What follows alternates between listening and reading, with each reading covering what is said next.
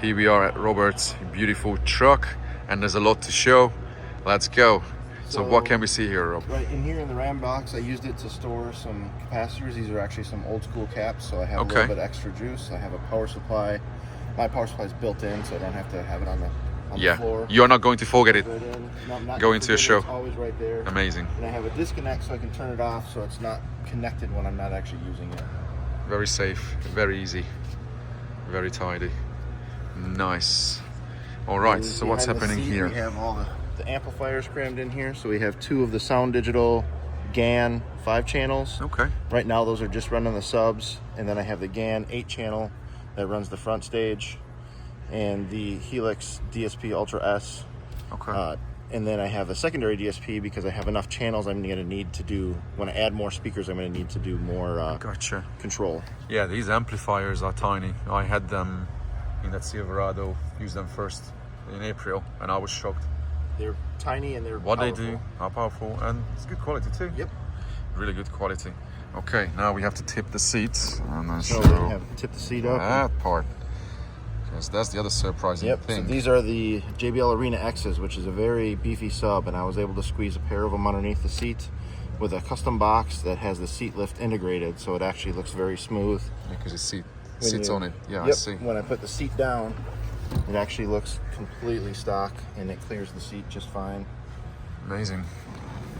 And yeah, usually I don't talk about cars the way they play because these are short videos, but I heard it in April. It was April, wasn't it? End of April, something like that. Yep. And I was well surprised. I think you were also surprised when I played some of those songs with low end and it was doing it, and you're like, what? Yeah, and I've retuned it since then. It's even better. So yeah, they are very capable. That showed me some of what it was capable of. What's the airspace? I didn't actually calculate it out, but it's probably around 3/4. Okay, that's pretty small. It's pretty small. It's such a big sub, but it plays so low, so clean. Okay, let's see the front end. I'm going to run around to the driver's side. Woo! Here we go.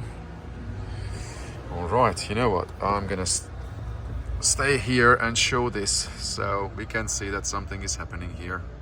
So what's the story behind this installation? So here we have custom kick panels with the JBL Arena X mid bass. That's in a sealed kick because they do play better sealed than in any kind of a door or infinite baffle. Okay. And it's actually bigger than it probably needs to be. I could actually shrink that a little bit, but I wanted it aimed out a little bit more on axis. So for optimum what's the size?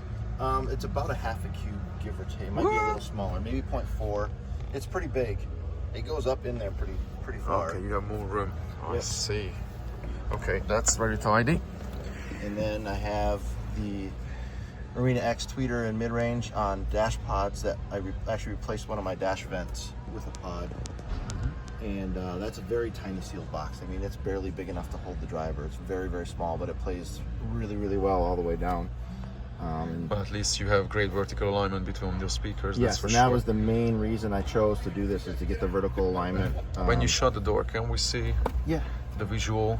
Because it's not blocking anything. Nope, no, there's no block. There's no viewing blocked with anything. Oops. Yeah, 0, which is amazing. And especially for such a big format tweeter, that was the other problem, is with its tweeter that large, it's really hard to get placed anywhere that doesn't block something. So indeed. I did have to do a little bit of massaging on the pillars to make that work, but no, it worked out amazing. So what's the story about Source? Source is a Kenwood.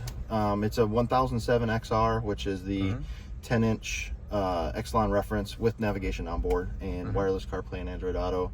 And it does the full Maestro integration. I have the truck off, so it doesn't show it, but it does all the gauge display up here, and climate controls all display up on the screen. Do you have a controller for the DSP?